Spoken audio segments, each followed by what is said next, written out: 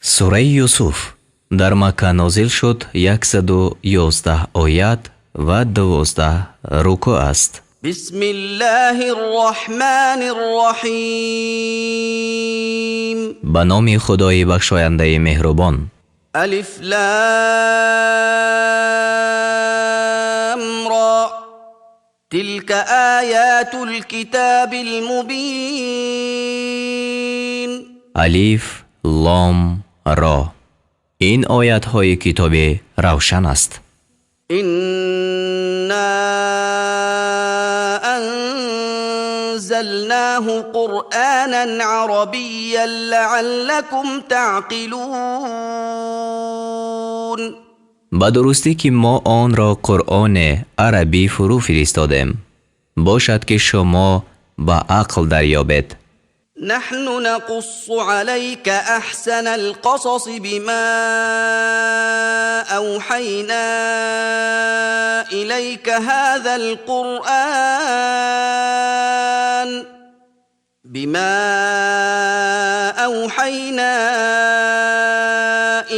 هذا القرآن وإن كنت من قبله لمن الغافلین. ما با وحی فرستادن خود به سوی تو این قرآن را بر تو بهترین قصه می‌خوانیم و همان حال این است که تو پیش از آن از بیخبران بودی. اذ قال یوسف لأبیه یا ابت انی رأیت 11 کوكبا والشمس والقمر رأیتهم لی ساجدین. یاد کن چون یوسف به پدری خود گفت ای پدری من، به درستی که من به خواب 11 ستاره و آفتاب و ماه را دیدم، اینها را برای خود سجده کننده دیدم. قال یا بنی لا تقصص رؤیاک علی اخوتك فیکیدوا لك کیدا ان الشیطان للانسان عدو مبین. گفت ای پسرک من، خواب خود را پیش برادرانت بیان مکن که آنگاه در حق تو حیله بیندیشند.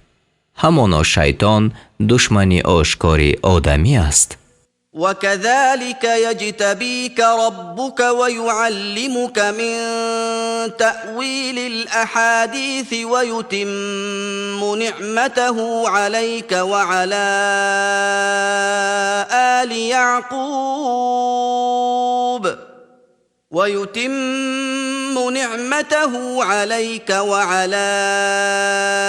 آل يعقوب كما أتمها على أبويك من قبل إبراهيم وإسحاق إن ربك عليم حكيم. و همچنین یعنی آنچنان که در خواب به تو نمود، پروردگارت تو را برگزیند و به تو علم تأویل احادیث را یعنی تعبیر خواب را بیاموزد و نعمت خود را بر تو و بر فرزندان یعقوب تمام کند، چنان که آن را پیش از این بر دو پدر تو ابراهیم و اسحاق تمام کرده بود. همانا پروردگار تو دانای استوارکار است. لقد كان في يوسف وإخوته آيات للسائلين.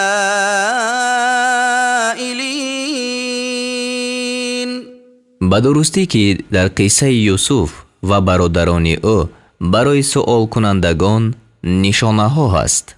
اذ قالوا ليوسف وأخوه أحب إلى أبينا منا ونحن عصبة إن أبانا لفي ضلال مبين. چون گفتند یوسف و برادر حقیقی او نزد پدرمان از ما دوست داشته تر است و ما گروه نیرومند هستیم. همانا پدرمان در خطای آشکار است. اقتلوا یوسف او اطرحوه ارضا یخل لكم وجه ابیکم وتكونوا من بعده قوما صالحین. یوسف را بکشید یا به زمین نامعلوم بیفکنید تا توجه پدری شما به سوی شما شود و تا بعد از این گروه شایسته باشد، یعنی توبه کنید. قال قائل منهم لا تقتلوا يوسف وألقوه في غيابة الجب يلتقطه بعض السيارة إن كنتم فاعلين.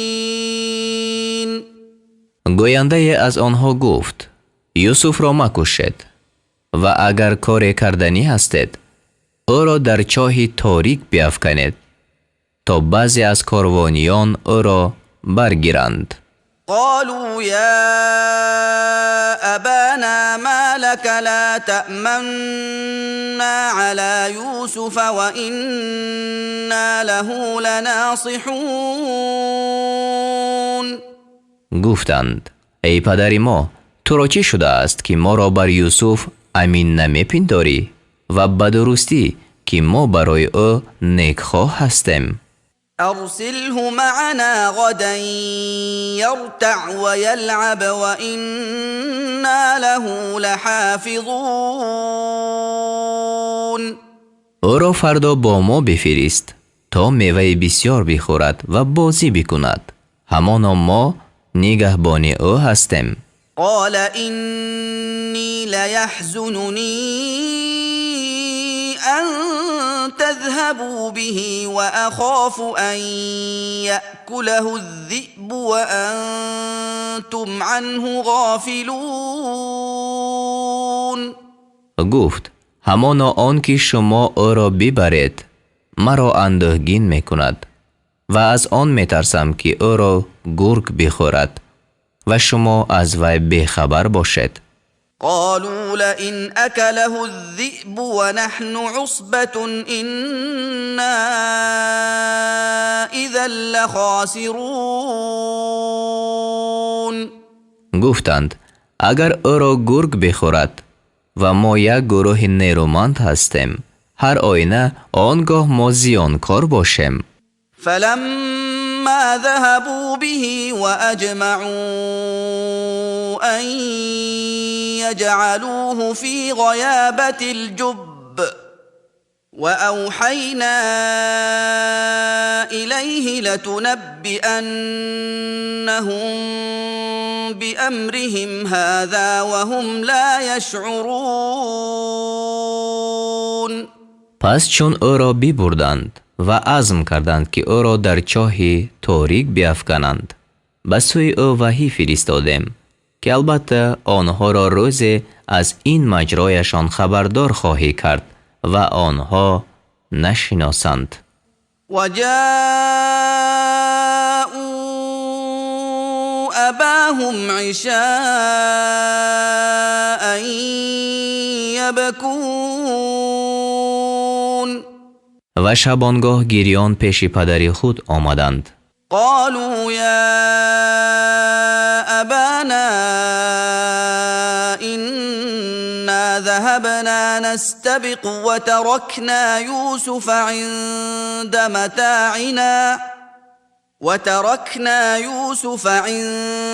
متاعنا فأكله الذئب وما أنت بمؤمن لنا ولو كنا صادقين. گفتند ای پدر ما، همانا ما در مسابقه شروع کردیم و یوسف را نزد رخت خیش گذاشتیم، پس او را گرگ بخورد و اگرچه ما راستگو هستیم تو باوردارنده ما نیستی، یعنی به ما باور نمی کنی. وجاءوا على قميصه بدم كذب قال بل سولت لكم أنفسكم أمرا فصبر جميل والله المستعان على ما تصفون. و بر پیراهن او خون دروغ را آوردند. یعقوب گفت نه، بلکه نفس شما برای شما تدبیر را آراسته است. پس کار من صبری نیک است و از خدا برای آنچه شما بیان میکنید مدد طلبیده می شود. وجاءت سيارة فأرسلوا واردهم فأدلى دلوه قال يا بشرى هذا غلام وأسروه بضاعة والله عليم بما يعملون. و کاروان آمد. پس آبکش خود را فرستادند و او دلو خود را انداخت. گفت ای مژدگانی، این نوجوان است.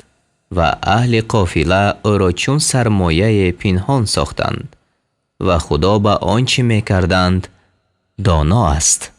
و شروه بثمن بخس دراهم معدودة وكانوا فيه من الزاهدين.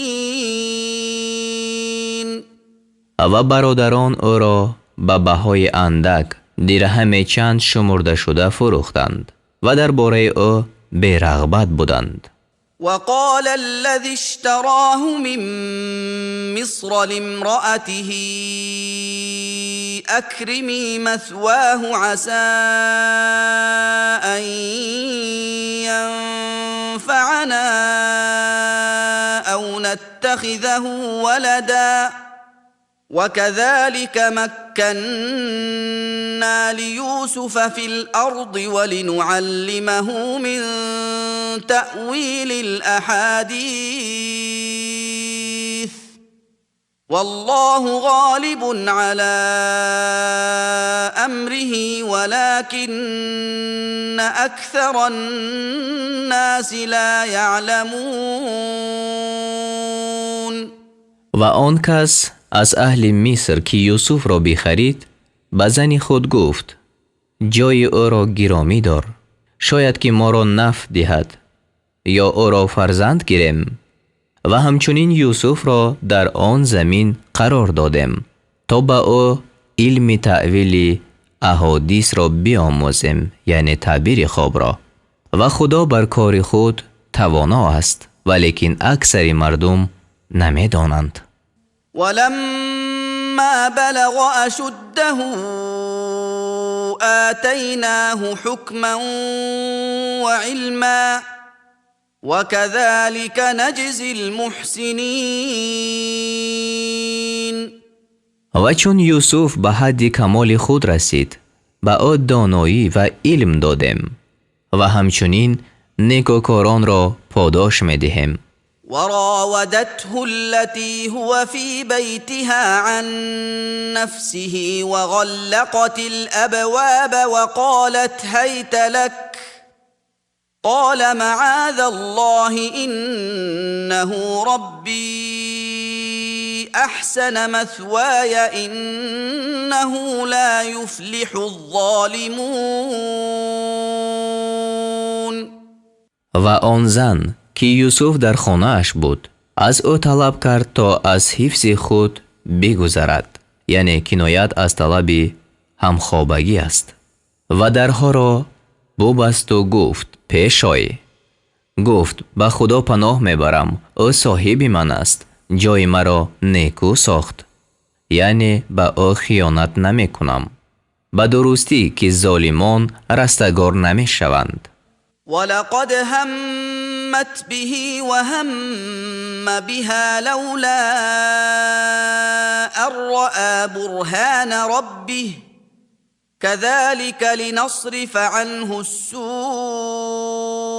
والفحشاء إنه من عبادنا المخلصين.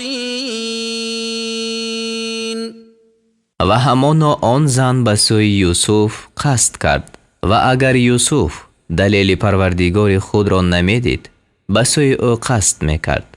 چنین کردیم تا بدی و بی‌حیایی را از وی بگردانیم، به درستی که وی از بندگان خالص ما است. واستبق الباب وقدت قميصه من دبر وألف يا سيدها لدى الباب قالت ما جزاء من أراد بأهلك سوءا إلا أن يسجن أو عذاب أليم. و هر دو به سوی دروازه بشتافتند و آن زن پیراهن یوسف را از پس پشت بدرید و شوهر زن را نزد دروازه یافتند. زن گفت چیست جزای کسی که به اهل تو کاری بد خواسته باشد مگر آن که به زندان کرده شود یا عذاب درد دهنده؟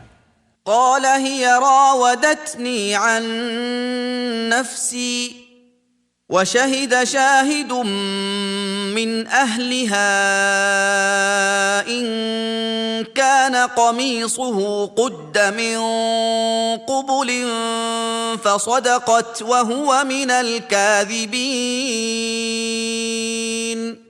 یوسف گفت این زن از من طلب کرد تا مرا از حفظ نفس خود غافل کند و گواه از قبیله زن گواهی داد که اگر پیراهن یوسف از پیش دریده است پس این زن راست گفته است و یوسف از دروغگویان است.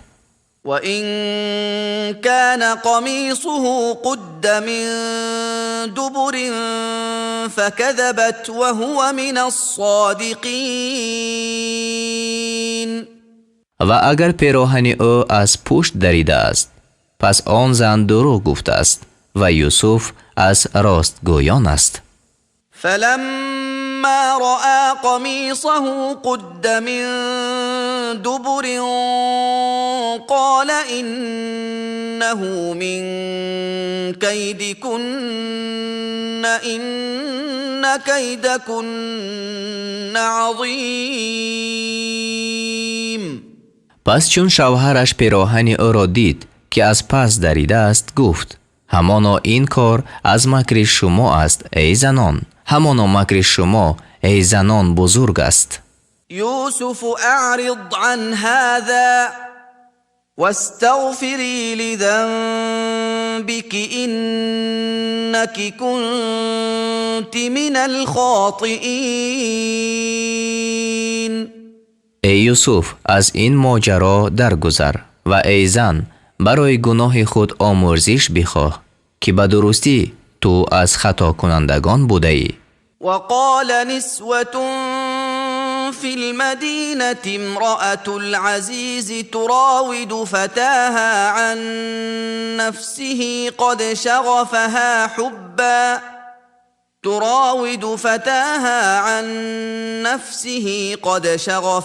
حبا إنا لنراها في ضلال مبين.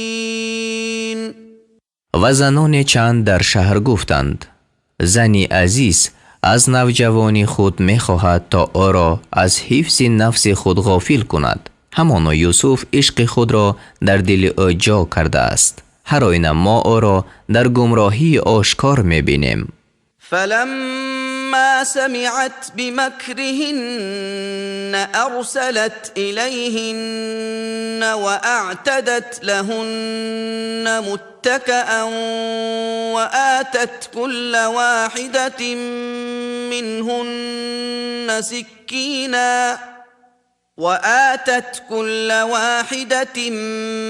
منهن سكينا وقالت اخرج عليهن فلما رأينه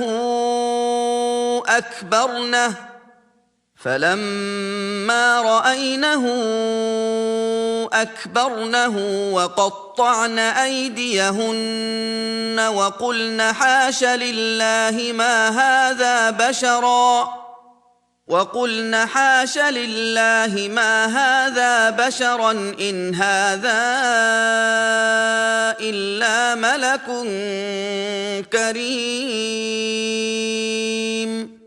پس چون زنی عزیز غیبت آنها را شنید به سویشان آدم فرستاد و برایشان مجلس مهیا کرد و به هر یکی از آنها کارد داد و گفت ای یوسف بیرون آی بر این زنان. پس چون یوسف را دیدند او را بزرگ یافتند و دستان خیش ببریدند و گفتند پاک است خدا این نوجوان، آدمی نیست، این بجز فرشته گرامی نیست. قالت فذلكن الذي لمتنني فيه ولقد راودته عن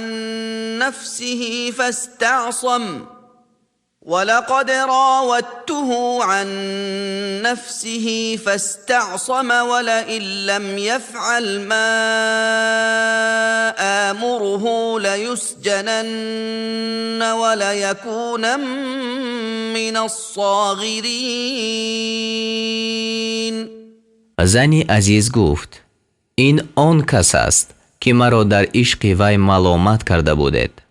به درستی که من از وی طلب کردم تا او را از حفظ نفس خودش غافل کنم. پس خود را نگاه داشت. اگر آنچه به او می‌فرمایم نکند البته زندان کرده شود و از خارشدگان باشد.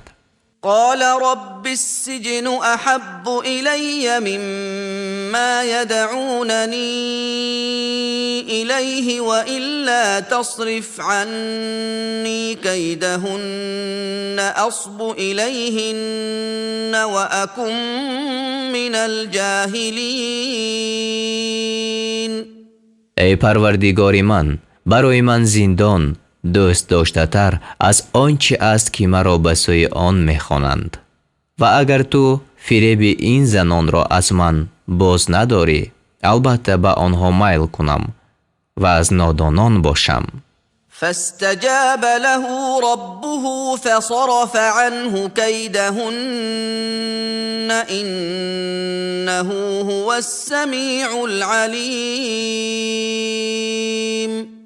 پس پروردگارش دعای او را قبول کرد و فریب آنها را از یوسف باز داشت. به درستی که وی شنوای دانا است. ثم بدا لهم من بعد ما رأوا الآيات لیسجننه حتی حین. سپس مردم را بعد از دیدن این نشانه ها آشکار شد که البته او را تا مدت به زندان افکنند. یعنی مشورت کردند که یوسف را به زندان باید کرد تا برای مردم بیگناهی زلیخا ثابت شود. و دخل معه السجن فتیان قال احدهما اینی ارانی أعصر خمرا وقال الآخر إني أراني أحمل فوق رأسي خبزا تأكل الطير منه نبئنا بتأويله إنا نراك من المحسنين. و همراه یوسف دو جوان به زندان داخل شدند. یکی از آنها گفت همانا من خود را به خواب دیدم که آب انگور می فشارم. و دیگری گفت همانا من خود را به خواب دیدم که بر سر خود نان برداشتم که مرغان از آن می خورند. ما را از تعبیر این خواب خبردار کن، به درستی که تو را از نیکوکاران می بینیم. قال لا يأتيكما طعام ترزقانه إلا نبأتكما بتأويله قبل أن يأتيكما ذلكما مما علمني ربي إني تركت ملة قوم لا يؤمنون بالله وهم بالآخرة هم كافرون. گفت هیچ طعامی که شما را داده می شود یعنی در خواب به شما نخواهد آمد مگر پیش از آن که به شما بیاید شما را از تعبیر آن خبردار کنم، یعنی دلیل راستی تعبیر. این تعبیر از آن قبیل است که پروردگار من مرا آموخته است. همانا کش قومی را ترک کردم که به خدا ایمان نمی آورند و آنها به آخرت اعتقاد ندارند. واتبعت ملة آبائي إبراهيم وإسحاق ويعقوب ما كان لنا أن نشرك بالله من شيء ذلك من فضل الله علينا وعلى الناس ولكن أكثر الناس لا يشكرون. و کش پدران خود ابراهیم و اسحاق و یعقوب را پیروی کردم.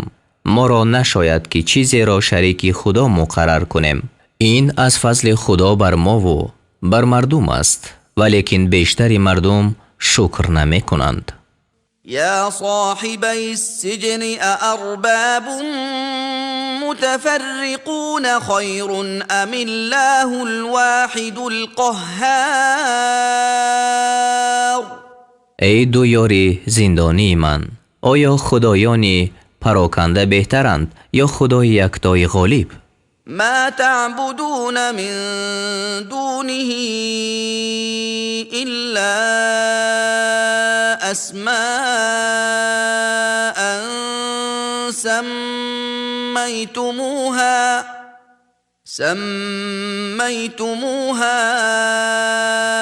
أنتم وآباؤكم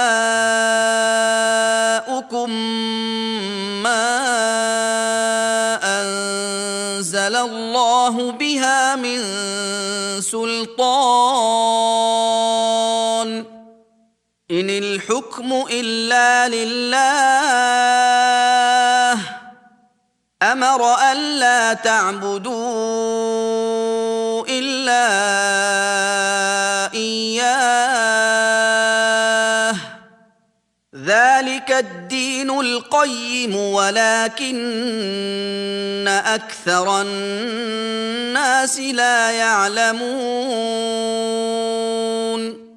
شما بجز خدا عبادت نمی کنید مگر نامهای چند را که شما و پدران شما مقرر کرده اید. خدا بر آنها هیچ دلیل نفرستاده است. بجز خدا دیگری را فرمان روایی نیست. فرمود که بجز خود او دیگری را عبادت مکنید. این کش درست است، ولیکن بیشتر مردم نمی دانند.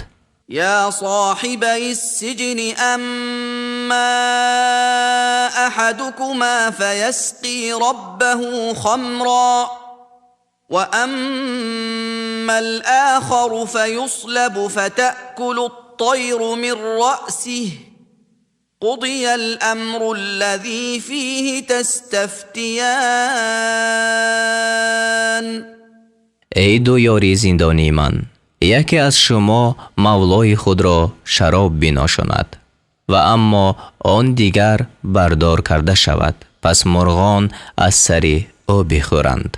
در کاری که از آن سؤال میکنید قضای الهی رفته است. وقال للذي ظن أنه ناج منهما اذكرني عند ربك فأنساه الشيطان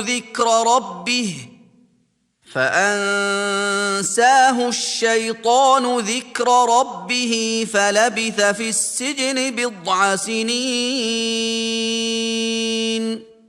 و یوسف به شخص از آن دو کس که دانسته بود که نجات یابنده است گفت مرا نزد مولای خود یاد کن. پس شیطان از خاطر وی فراموش گردانید که پیش مولای خود یاد کند. پس یوسف چند سال در زندان ماند. وقال الملك إني أرى 7 بقرات سمان يأكلهن 7 عجاف و7 سنبلات خضر وأخر يابسات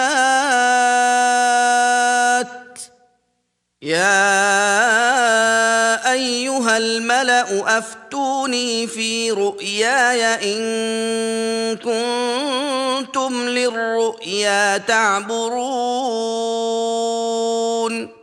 و پادشاه گفت به درستی من به خواب 7 گاو فربه را دیدم که آنها را 7 گاو لاغر می خوردند و 7 خوشه سبز و 7 خوشه دیگری خشک را دیدم.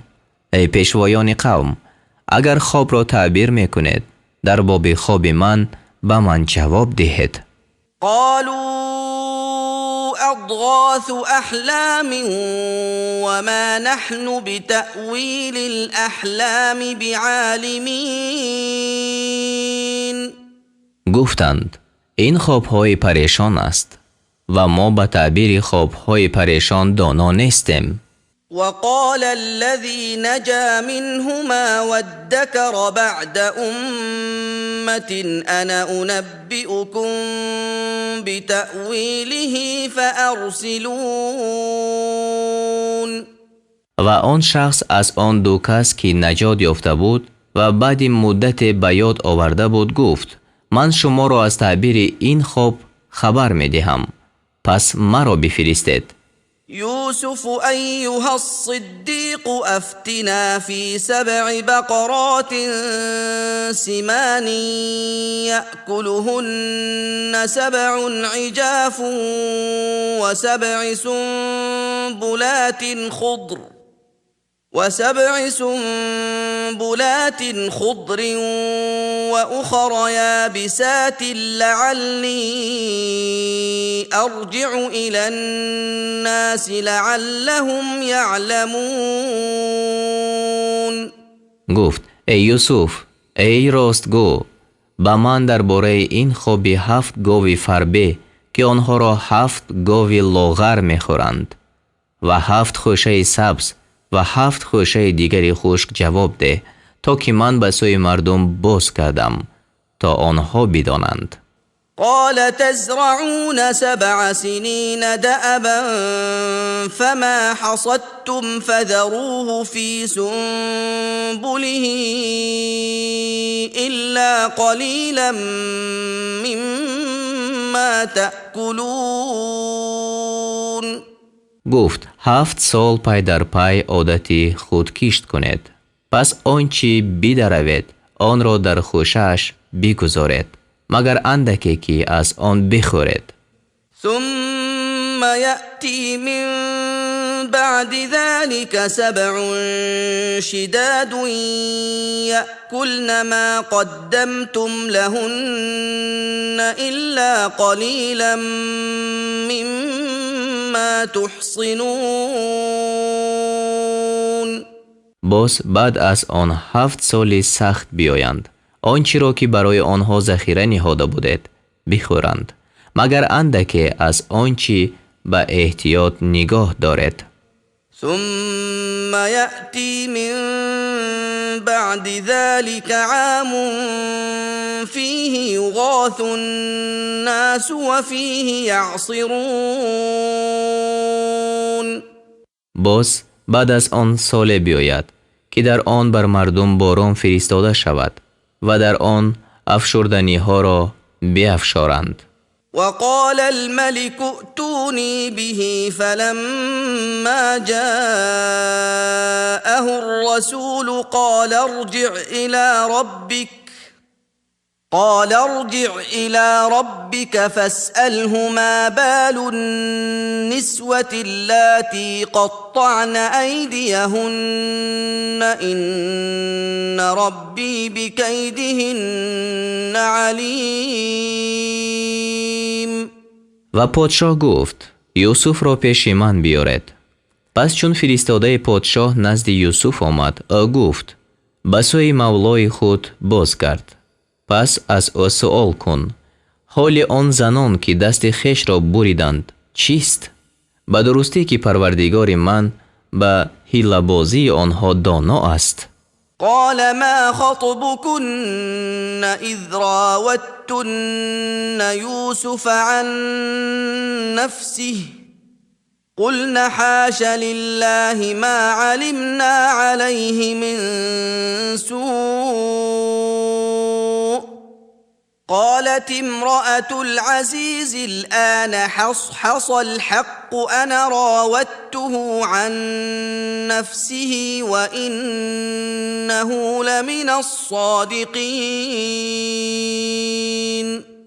پادشاه گفت حال شما چی بود وقتی که از یوسف خواستید تا او را از حفظ نفس بلغزانید؟ گفتند پاکی خدای را است، ما بر یوسف هیچ گناه ندانستیم. زنی عزیز گفت اکنون سخن راست آشکار شد که من از وی خواستم تا او را از حفظ نفس خودش بلغزانم و همانا او از راستگویان است. ذلك ليعلم أني لم أخنه بالغيب وأن الله لا يهدي كيد الخائنين.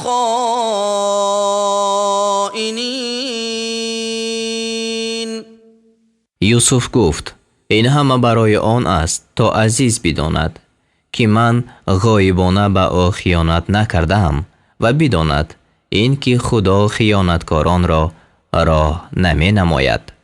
وما أبرئ نفسي إن النفس لأمارة بالسوء إلا ما رحم ربي إن ربي غفور رحيم. و من نفس خود را به پاکی صفت نمی کنم. همان نفس بسیار فرماینده و بدی است مگر آن وقت که پروردگار من مهربانی کند. به درستی که پروردگار من آمرزنده مهربان است. وقال الملك ائتوني به استخلصه لنفسي فلما كلمه قال إنك اليوم لدينا مكين أمين. و پادشاه گفت او را پیش من بیارید تا وی را از خاصان خود سازم.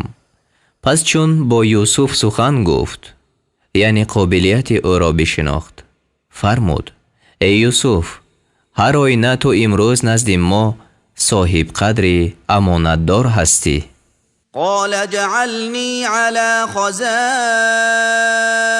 الأرض إني حفيظ عليم. گفت مرا بر خزینه های این سرزمین بگمار، همانا من نگهبان دانایم. وكذلك مكنا ليوسف في الأرض يتبوأ منها حيث يشاء نصيب برحمتنا من نشاء ولا نضيع أجر المحسنين. و همچنین یوسف را در آن زمین منزلت دادیم. در آن زمین هر جا که می‌خواست جای می‌گرفت. به هر کی خواهیم رحمت خود را می‌رسانیم و مزد نیکوکاران را نابود نمی‌کنیم. ولأجر الآخرة خير للذين آمنوا وكانوا يتقون.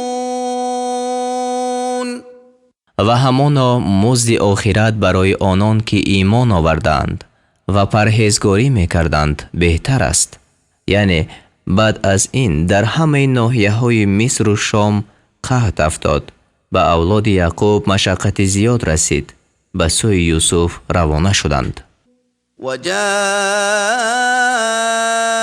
إخوة يوسف فدخلوا عليه فعرفهم وهم له منكرون. و برادران یوسف آمدند و بر وی داخل شدند. پس او آنها را بشناخت و آنها او را ناشناسا بودند. ولما جهزهم بجهازهم قال ائتوني بأخ لكم من أبيكم ألا ترون أني أوفي الكيل وأنا خير المنزلين. و چون سامان آنها را برایشان مهیا کرد گفت برادری خود را که از پدر شما است پیش من بیارید، یعنی از دیگر مادر جدا. آیا نمی بینید که من پیمانه را به تمامی می دهم و من بهترین مهمانداری کنندگان هستم؟ فإن لم تأتوني به فلا كيل لكم عندي ولا تقربون. و اگر او را پیش من نیاورید پس نزد من برای شما هرگیز پیمانه نباشد و به من هرگیز نزدیک نشوید.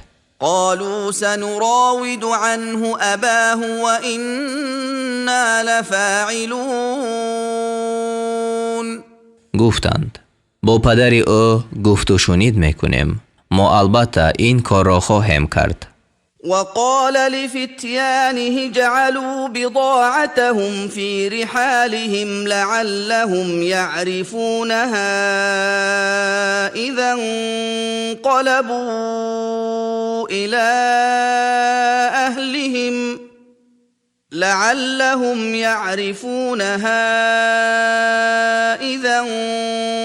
انقلبوا إلى أهلهم لعلهم يرجعون. و یوسف به غلامان خود گفت سرمایه آنها را در خرجین‌هایشان بنهید، شاید آنها چون به اهل خانه خیش باز روند آن را بشناسند بود که آنها باز آیند. فلما رجعوا إلى أبيهم قالوا يا أبانا منع منا الكيل فأرسل معنا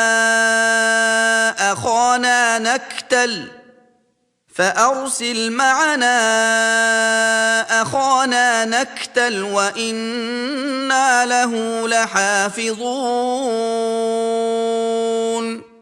پس چون به سوی پدر خیش بازگشتند گفتند ای پدر ما، پیمانه از ما من کرده شد، پس برادر ما را با ما بفرست تا پیمانه گیریم و همانا ما نگهبان وی هستیم. قال هل آمنكم عليه إلا كما أمنتكم على أخيه من قبل فالله خير حافظا وهو أرحم الراحمين. یعقوب گفت شما را بر وی امین نگیرم مگر چنان که پیش از این شما را بر برادر وی امین گرفته بودم. پس خدا نگهدارنده بهتر است و او مهربانترین مهربانان است. ولما فتحوا متاعهم وجدوا بضاعتهم ردت إليهم قالوا يا أبانا ما نبغي هذه بضاعتنا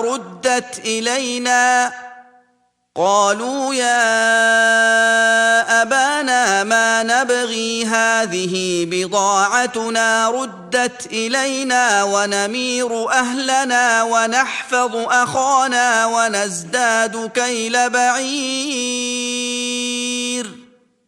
ذلك كيل يسير. و چون بارهای خود را بکشادند سرمایه خود را یافتند که به آنها بازگردانیده شده است. گفتند ای پدر ما، بیش از این چی می خواهیم؟ این سرمایه ما است که به سوی ما بازگردانیده شده است. پس به ملک باز رویم و برای کسان خود غله آوریم، برادر خود را نگهبانی کنیم و پیمانه یک شتر زیاده آوریم و آنچه آورده‌ایم پیمانه اندک است.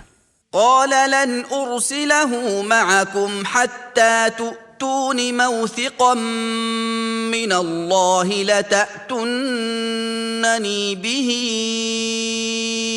إلا أن يحاط بكم فلما آتوه موثقهم قال الله على ما نقول وكيل.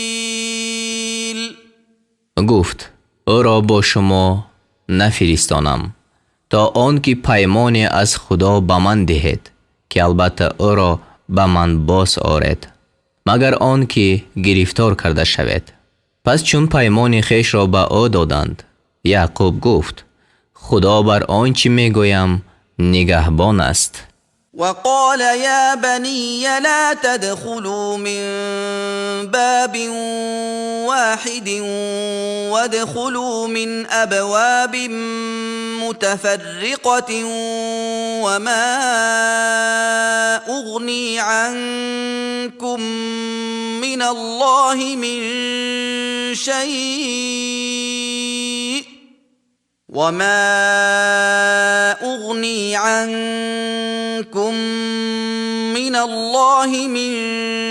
شيء إن الحكم إلا لله عليه توكلت وعليه فليتوكل المتوكلون. و گفت ای پسران من، از یک دروازه داخل مشوید و از دروازه های پراکنده درآیید، یعنی تا چشم زخم نرسد، و چیزی را از قضای خدا از سر شما دفع نمی کنم و بجز خدا کسی را فرمان روایی نیست. بر وی توکل کردم و متوکلان باید که بر وی توکل کنند. ولما دخلوا من حيث أمرهم أبوهم ما كان يغني عنهم من الله من شيء إلا حاجة في نفس يعقوب قضاها وإنه لذو علم لما علمناه ولكن أكثر الناس لا يعلمون. و چون از آن راه که پدرشان به آنها فرموده بود داخل شدند، چیزی را از قضای خدا از سر آنها دفع کرده نمی توانست، لیکن خطره را سرانجام داد. یعنی خطره اینجا به معنای اندیشه را در دل گذرانیدن، به خاطر گذرانیدن کار یا اندیشه و یا فکر که در ضمیر یعقوب بود و به درستی که او به آنچه او را آموخته بودیم صاحب علم بود، ولیکن اکثر مردم نمی دانستند. ولما دخلوا على يوسف آوى إليه أخاه قال إني أنا أخوك فلا تبتئس بما كانوا يعملون. و چون بر یوسف وارد شدند، برادر خود را نزد خود جای داد، گفت به درستی که من برادری تو هستم، پس به سبب آنچه میکردند اندوهگین مباش. فلما جهزهم بجهازهم جعل السقاية في رحل أخيه ثم أذن مؤذن أيتها العير إنكم لسارقون. پس وقتی که سامان آنها را برایشان مهیا کرد، جام را در خورجین برادر خود نهاد. بعد از آن آواز کننده آواز داد ای کاروانیان، همانا شما دزدید. قالوا وأقبلوا عليهم ماذا تفقدون. کاروانیان را به سوی آنها آورده گفتند چیست آنچه گم کرده اید؟ قالوا نفقد صواع الملك ولمن جاء به حمل بعير وأنا به زعيم. گفتند پیمانه پادشاه را گم کرده ایم و برای کسی که آن را بیارد یک باری شتر باشد و من به این وعده ضامنم. قالوا تالله لقد علمتم ما جئنا لنفسد في الأرض وما كنا سارقين. گفتند به خدا همانا دانسته اید که ما نآمده ایم تا در زمین فساد کنیم و هرگز دزد نبوده ایم. قالوا فما جزاؤه إن كنتم كاذبين. گفتند اگر شما دروغگو باشید پس جزای این فعل چیست؟ قالوا جزاؤه من وجد في رحله فهو جزاؤه كذلك نجزي الظالمين. گفتند جزای این فعل گرفتن کسی است که جام در خرجین او یافته شود، پس گرفتن همان کس جزای او باشد، یعنی او را غلام گیرند. ما ستمگران را همچنین جزا می دهیم. فبدأ بأوعيتهم قبل وعاء أخيه ثم استخرجها من وعاء أخيه كذلك كدنا ليوسف ما كان ليأخذ أخاه في دين الملك إلا أن يشاء الله نرفع درجات من نشاء وفوق كل ذي علم علیم. پس یوسف پیش از خرجین برادر خود به کافت و کاو خرجین های آنها شروع کرد. بعد از آن پیمانه را از خرجین برادر خود برآورد. همچنین برای یوسف تدبیر کردیم. او نمیخواست که برادر خود را به حکم دین پادشاه اسیر گیرد، لیکن او را به خواست خدا اسیر گرفت. هر کسی را که خواهیم در درجه ها بلند میگردانیم و بالای هر صاحب علم دانای هست. قالوا إن يسرق فقد سرق أخ له من قبل فأسرها يوسف في نفسه ولم يبدها لهم قال أنتم شر مكانا والله أعلم بما تصفون. گفتند اگر این شخص دزدی کند دور نیست که برادر او پیش از این دزدی کرده بود. پس یوسف این سخن را در ضمیر خود پنهان داشت و آن را پیش آنها آشکار نکرد. در دل خود گفت شما در منزلت بدترید و خدا به آن چی بیان میکنید دانا است. قالوا يا أيها العزيز إن له أبا شيخا كبيرا فخذ أحدنا مكانه إنا نراك من المحسنين. گفتند ای عزیز همانا او را پدری هست پیری کلانسال، پس از ما یکی را به جای او بگیر، به درستی که ما تو را از نیکوکاران میبینیم. قال معاذ الله أن نأخذ إلا من وجدنا متاعنا عنده إنا إذا لظالمون. گفت به خدا پناه میبرم از آن که کسی را بگیرم مگر آن کس که مال خیش را نزد او یافته ایم، همانا ما آنگاه ستمگر باشیم. فلما استيئسوا منه خلصوا نجيا قال كبيرهم ألم تعلموا أن أباكم قد أخذ عليكم موثقا قد أخذ عليكم موثقا من الله ومن قبل ما فرطتم في يوسف فلن أبرح الأرض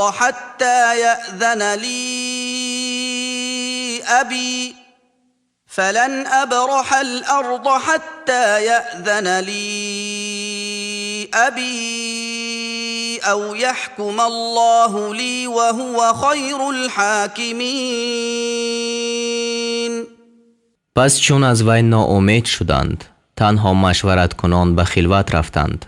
بزرگترین آنها گفت آیا ندانسته اید که پدرتان پیمانی از خدا بر شما گرفته است و شما پیش از این در حق یوسف کوتاهی کرده بودید؟ پس از این سرزمین جدا نخواهم شد تا وقتی که پدرم به من اجازت دهد یا خدا مرا حکم کند و او بهترین حکم کنندگان است. ارجعوا إلى أبيكم فقولوا يا أبانا إن ابنك سرق وما شهدنا إلا بما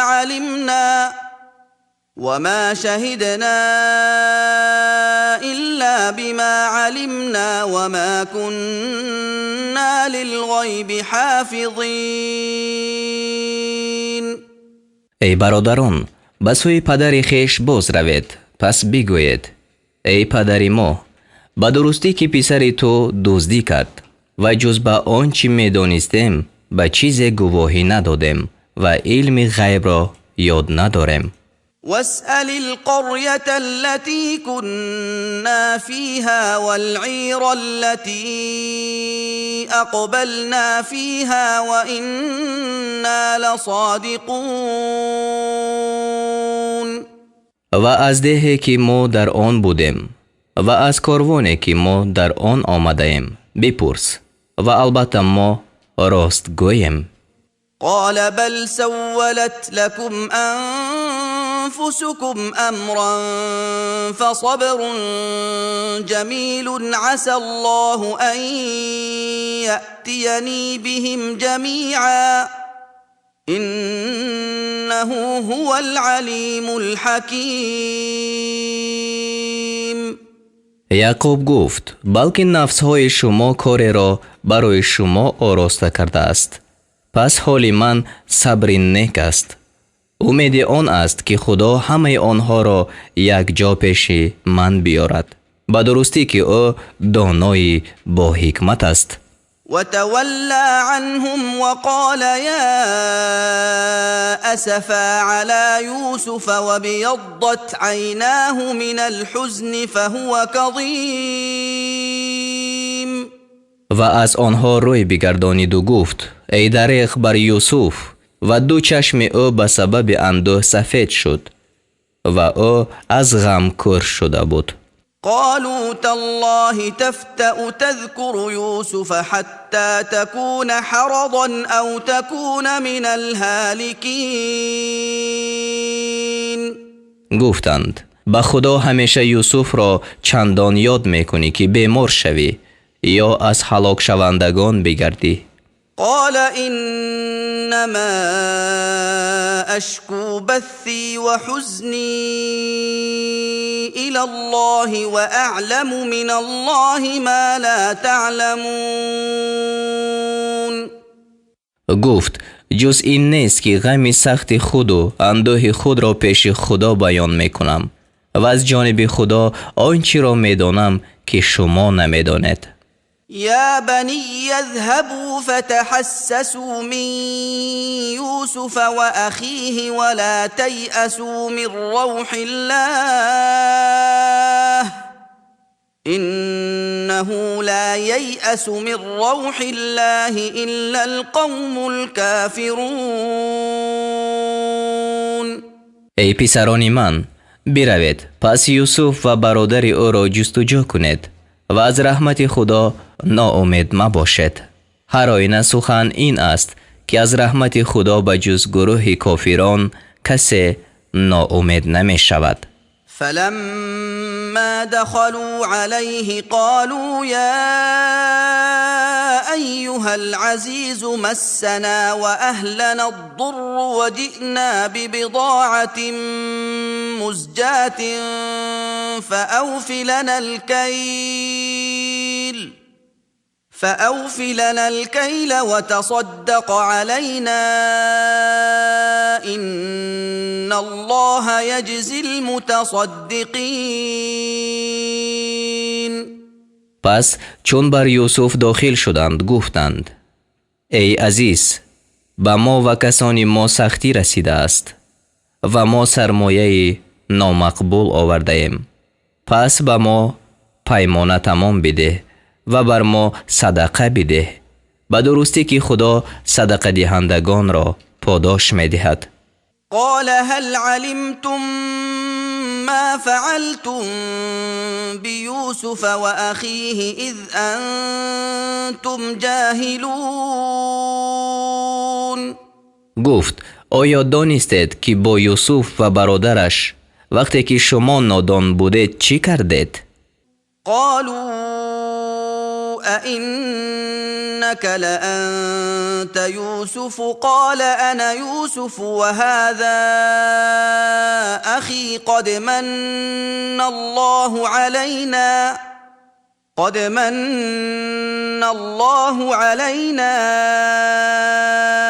إنه من يتق ويصبر فإن الله لا يضيع أجر المحسنين.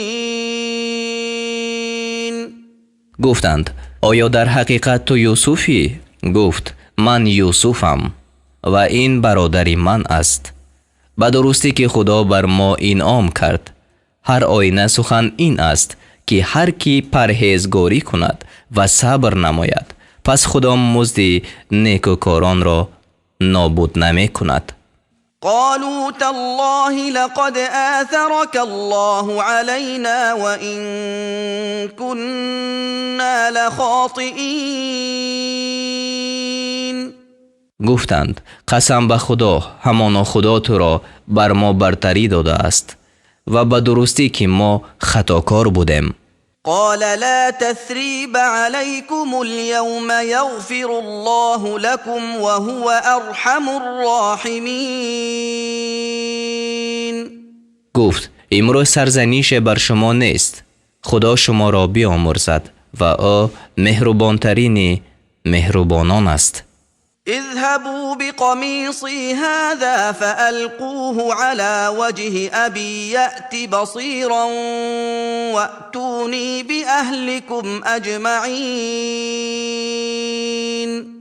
این پیراهن مرا ببرید و آن را برای پدرم بیفکنید تا بینا شود و همه اهل خویش را یک جا پیش من بیاورید. ولما فصلت العير قال أبوهم إني لأجد ريح يوسف لولا أن تفندون. و چون کاروان جدا شد یعنی از شهر پدرشان گفت اگر مرا به نقصان عقل نسبت نکنید به درستی که من بوی یوسف را میابم. قالوا تالله إنك لفي ضلالك القديم. گفتند به خدا همانا تو در خطای قدیم خود هستی. فلما أن جاء البشير ألقاه على وجهه فارتد بصيرا قال ألم أقل لكم إني أعلم من الله ما لا تعلمون. پس چون مژده دهنده پیش وی آمد پیراهن را برای وی انداخت پس بینا گشت. گفت آیا به شما نگفته بودم که همانا من از جانب خدا آنچه را میدانم که شما نمیدانید. قالوا يا أبانا استغفر لنا ذنوبنا إنا كنا خاطئين. گفتند ای پدر ما برای گناهان ما در حق ما آمرزش بخواه به درستی که ما گناهگار بودیم. قال سوف استغفر لكم ربي انه هو الغفور الرحیم. گفت از پروردگار خود برای شما آمرزش طلب خواهم کرد، به درستی که او آمرزنده مهربان است.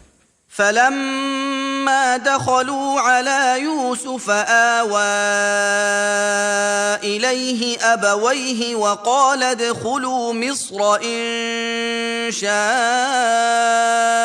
الله آمنين. پس چون نزد یوسف در آمدند، یعنی در خیمه‌اش، و او برای استقبال برآمده بود، پدر و مادرش را پیش خود جای داد و گفت اگر خدا خواسته باشد به مصر امین شده درآید. ورفع أبويه على العرش وخروا له سجدا وقال يا أبت هذا تأويل رؤياي من قبل قد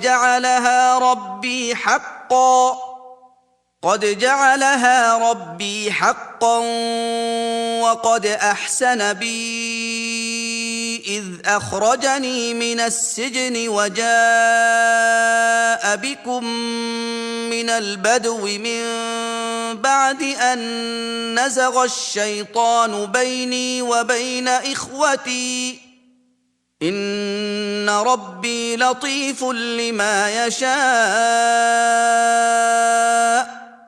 إنه هو العليم الحكيم.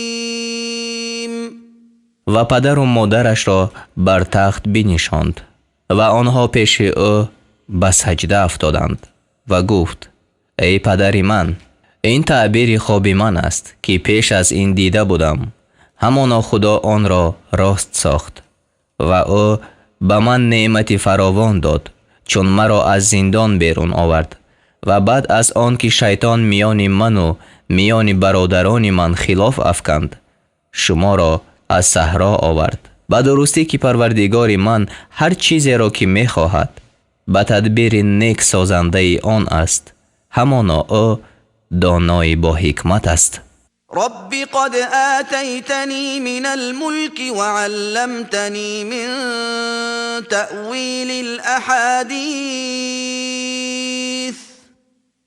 فاطر السماوات والأرض أنت وليي في الدنيا والآخرة توفني مسلما وألحقني بالصالحين. ای پروردگار من، به من پادشاهی دادی و به من تعویل احادیث را آموختی، یعنی تعبیر خواب را. ای پیدا کننده آسمان ها و زمین، تو در دنیا و آخرت کارساز من هستی. مرا مسلمان بمیران و مرا با نیکوکاران بپیوند. ذلك من أنباء الغيب نوحيه إليك وما كنت لديهم إذ أجمعوا أمرهم وهم يمكرون. این قصه از اخبار غیب است. آن را به سوی تو وحی میکنیم، یعنی مخاطب محمد صلی الله علیه و سلام. و چون بدسگال کنان بر مشورت خود عزم کردند تو نزد آنها نبودی. وما أكثر الناس ولو حرصت بمؤمنين. و اکثر مردم اگرچه تو آرزو کنی مؤمن نیستند. وما تسألهم عليه من أجر إن هو إلا ذكر للعالمين. و تو برای تبلیغ قرآن از آنها مزد طلب نمی کنی. این بجز پند برای عالمیان چیز نیست. وكأي من آية في السماوات والأرض يمرون عليها وهم عنها معرضون. و بس آن نشانه ها در آسمان ها و زمین است که آنها بر آن می گذرند و از تأمل در آنها رو گردانند. وما يؤمن أكثرهم بالله إلا وهم مشركون و اکثر آنها به خدا ایمان نمی آورند مگر آن که برای او شریک مقرر کردند. أفأمنوا أن تأتيهم غاشية من عذاب الله أو تأتيهم الساعة بغتة وهم لا يشعرون آیا امین شدند از آن که عقوبت فراگیر از عذاب خدا بر آنها بیاید یا قیامت ناگهان به آنها بیاید و آنها آگاه نباشند؟ قل هذه سبيلي أدعو إلى الله على بصيرة أنا ومن اتبعني وسبحان الله وما أنا من المشركين. بگو این راه من است، من و پیروان من با حجت آشکار به خدا میخوانیم و خدا پاک است و من از شرک آورندگان نیستم.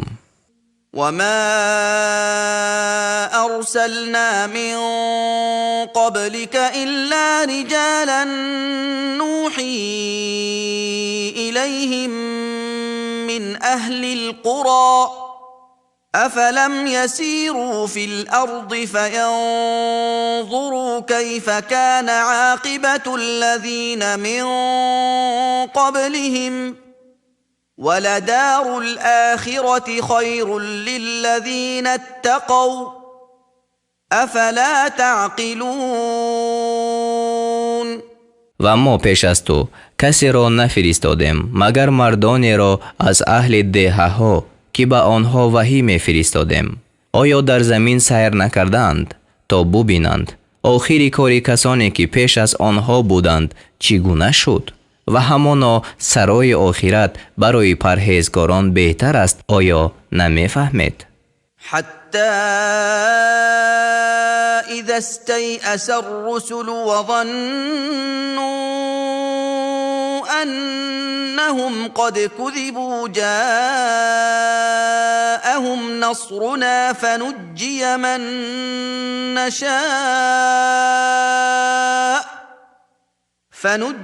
من نشاء ولا يرد بأسنا عن القوم المجرمين. مهلت دادیم تا وقتی که پیغمبران ناامید شدند و قومشان گمان کردند که آنها به دروغ وعده کرده شدند، یاری ما به آنها رسید و هر کس را که خواستیم نجات داده شد و عذاب ما از گروه ستمگران باز داشته نمی شود. لقد كان في قصصهم عبرة لأولي الألباب ما كان حديثا يفترى ولكن تصديق الذي بين يديه وتفصيل كل شيء وهدى ورحمة لقوم يؤمنون. به درستی که در قصه پیغمبران برای صاحب خیردان پنده هست. قرآن سخن نیست که بربافته باشد، ولیکن تصدیق کننده آنچه است که پیش از وی است و بیان کننده هر چیز و هدایت و بخشایش برای مؤمنان است.